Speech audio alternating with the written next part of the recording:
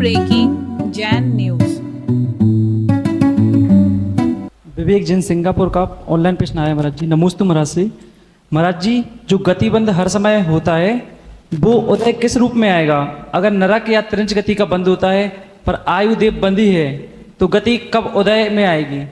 हाँ, सबसे पहले तो ये सिंगापुर से जो प्रश्न आया जिन सज्जन का, विवेक, इनके बारे में छोटी सी बात बता दें, फिर उनके प्रश्न के बारे में बताएंगे। एक ऐसा होनहार बेटा जो अपनी माँ को, पिछले साल की बात है, गुना के रहने वाले हैं, मतलब इनका नेटिव टाउन गुना है, अभी सिंगापुर में है, काफ़ी कई वर्षों से सिंगापुर में है, बहुत धार्मिक है, 2 प्रतिमाओं का पालन सिंगापुर में कर रहे हैं। सोचो आप लोगों को जतारा में रह के जतारा में रह करके प्रतिमाओं और छोटे छोटे नियमों के पालन करने में दिक्कत होगी, रात्रि भोजन का त्याग करने में असहजता होगी, वो वहाँ पर रह के 2 प्रतिमाओं का पालन कर रहा। और सोचो कितनी बड़ी बात कि माँ घर में जब गुनाह में थी और माँ को इच्छा हुई कि हमें गुरु जी के पास अतिथि संविभाग करने के लिए जाना है। कुछ महिलाओं को लेकर के जब वो वहाँ जाने वाली थी, टिकट तो करा दिए, लेकिन उस बच्चे को लगा कि माँ महिलाओं के साथ गुना से डोंगरगढ़ तक जाएगी तो कैसे इतना सब सामान लेके जा पाएगी, कैसे कर पाएगी। तो सिर्फ माँ को गुना से डोंगरगढ़ तक ले जाने के लिए उस बच्चे ने या इस व्यक्ति ने सिंगापुर से सिर्फ मात्र इसीलिए टिकट कराई, टाइट शेड्यूल होने के बावजूद भी, कि मैं खुद तो गुरुदेव के पास पाद प्रक्षालन करने के लिए अथवा द्वारा परीक्षण करने नहीं जा पा रहा है, लेकिन जो जा रहे हैं उनके लिए कम से कम उस सामान को वहाँ से वहाँ तक पहुँचाने में मेरा यदि पुण्य अर्जित हो जाए तो ये पुण्य भी छोटा मोटा पुण्य नहीं माना जाएगा। तो सिंगापुर से भारत सिर्फ इसीलिए आया कि माँ को गुना से लेकर के वो डोंगरगढ़ तक पहुँचा पाए।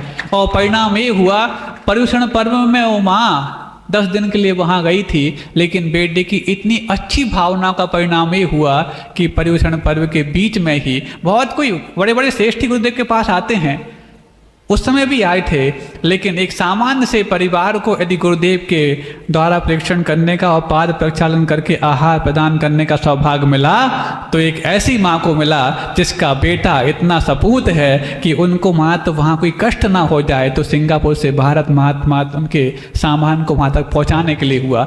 जब उस बच्चे ने ये वाली बात बताई तो वो बच्चा गदगद होकर बोलता है कि मेरा सिंगापुर से यहाँ पर आना सार्थक हो गया। हमने पूछा आपको आहार मिले क्या? बोले महाराज मुझे आहार देने मिले नहीं मिले ये महत्वपूर्ण नहीं है, लेकिन मैंने यदि माँ के लिए आहार दिलाने में इतनी बड़ी भूमिका अदा करा दी है तो ये छोटी मोटी बात नहीं है। मेरे आहार तो उसी समय देना सार्थक हो गए थे जब मेरी माँ ने मेरे छोटे से सहयोग को पाकर के गुरुदेव को आहार दे लिए थे।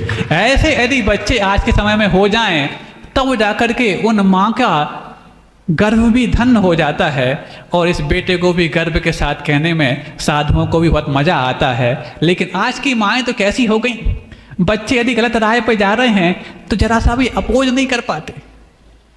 बेटियां यदि किसी गलत राह पर चल पड़ी हैं, बेटियों ने तय कर लिया कि हमारे लिए अदर कास्ट मैरिज करनी है और उनको अपोज नहीं कर पाती, ऐसी माओं के बारे में क्या कहोगे बताओ? हम इनका प्रश्न लेने वाले हैं, लेकिन बात आ गई है तो हम बता रहे कहाँ तो बेटा इतना संस्कारवान कि विदेश में रह कर के 2 प्रतिमाओं का पालन कर रहा, उसके बावजूद भी माँ को कष्ट ना हो जाए, भारत आकर के और अपनी माँ के लिए चौका लेके जब वो जा रही है तो उसको सहयोग करने आया। 2 दिन के लिए मात्र इसी के लिए आया, भले ही 1 दिन भी उसने प्रधान नहीं कर पाया, वहाँ नहीं पहुँच पाया, उसको इस बात का कोई गम नहीं है, लेकिन इस बात का सुकून है कि मेरा कुछ भी सहयोग सार्थक तो हो पाया। लेकिन वो माएँ तो कैसे संस्कार उस माँ ने दिए होंगे इस बच्चे के लिए कि चाहे तुम देश में रहो चाहे विदेश में रहो, अपने संस्कार को तुम बरकरार रखना, ये आशीर्वाद मेरा है। लेकिन जो देश में रह करके साधुओं की संगति में रह करके भी अपनी बच्चियों को अथवा अपने बच्चों को इस चीज़ से दूर नहीं कर पा रहे हैं कि उनकी बच्चियाँ कम से कम इस चीज़ से तो बाहर आ जाएं कि वो अदर कास्ट मैरिज ना करें।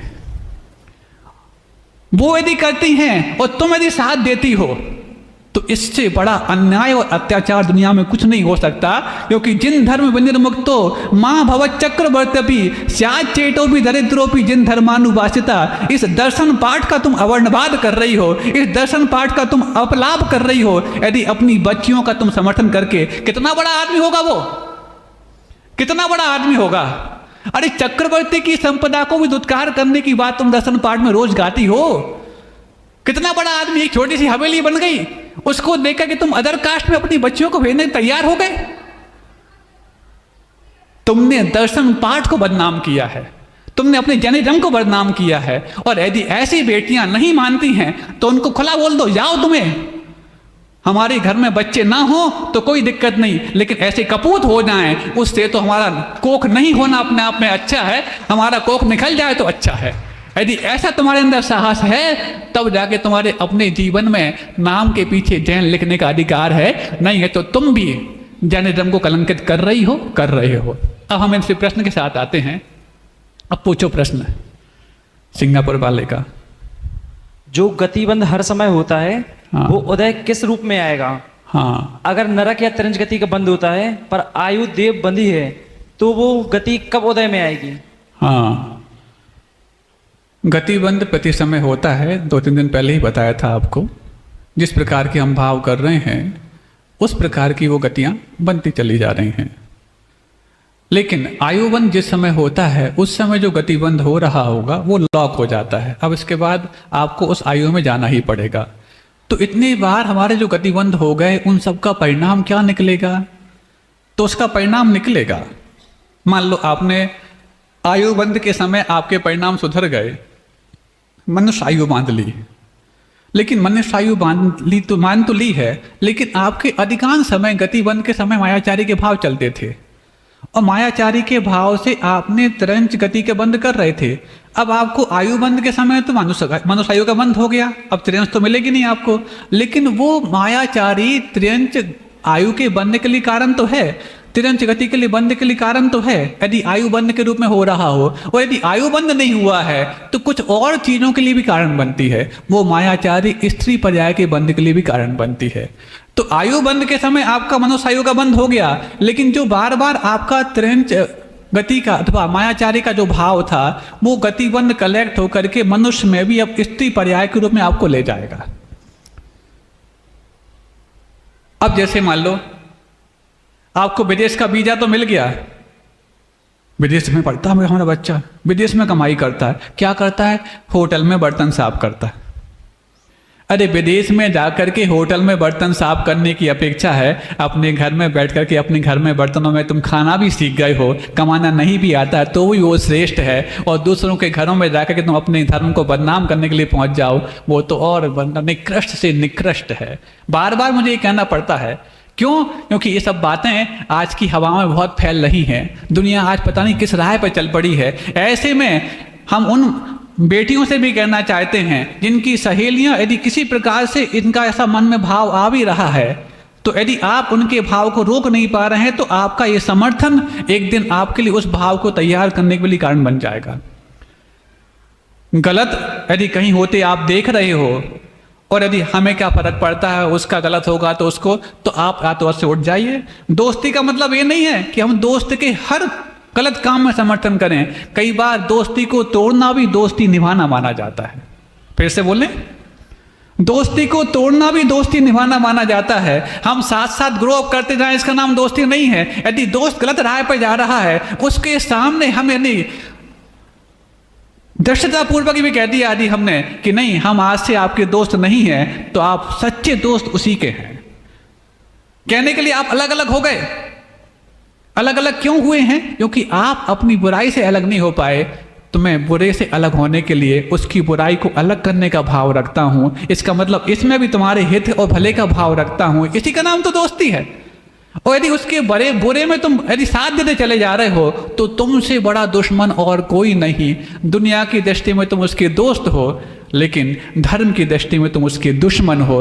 ऐसी दुश्मनी चाहे वो सहेलियां निभा रही हो, चाहे माता पिता निभा रहे हो, ऐसे दुश्मनों को जब अगले भाव में जब उसका परिणाम निकलेगा तो तुम्हारे पास कोई रोने भी आएगा तो रो नहीं पाएगा। इसलिए अभी भी समय है। जिनके पास समय है, सामर्थ्य है, शक्ति है और बुद्धि है, उसका दुरुपयोग मत होने दो। किसी एक व्यक्ति का तीव्र कर्म का उदय चल रहा है, या तो उसको अपने हाल पे ढकेल दो कि जाओ तुम, और तुम्हारा हमारे घर से कोई वास्ता नहीं है, और नहीं तो पूरे परिवार के लोग, समाज के लोग एकजुट होकर के उस पर ऐसा अपने आप में, हम दबाव की बात नहीं कहते, लेकिन यदि जब फोड़ा नासूर बनने को हो, हाथ लगाओ, और यदि वो जिसको वो फोड़ा है बिचकता हो तो कई बार हाथ पैर पकड़ के उसके फोड़े को दबाना पड़ता है। एक बार का उसका दर्द सहन करना हमेशा के लिए उसको निरोग करने के लिए कारण बन जाता है। और तुम बार बार हाथ लगा करके कहते अरे वो तो मानती नहीं है, मानता नहीं है, ऐसा यदि कह रहे हो तो तुमने अभी उस फोड़ के नासूर की अभी सही तासीर परखी नहीं, इसलिए तुम ऐसा कह रहे हो। तो गतिबंध की बात चल रही थी, पता नहीं बीच में कौन कौन से विचार आ गए, कौन कौन से कहीं ना कहीं प्रश्न उठते रहते हैं हवाओं में, इन फिजाओं में ऐसे कुछ प्रश्न रहते होंगे जो आप नहीं तो पूछते लेकिन हमारे दिमाग में आके बोलने के लिए मजबूर कर देते हैं। तो गतिबंध जो हो रहा है वो व्यर्थ नहीं जा रहा। आपके आयु बंध के समय उन सब का परिणाम और प्रभाव देखने को मिलता है, यही इस गतिबंध का परिणाम है।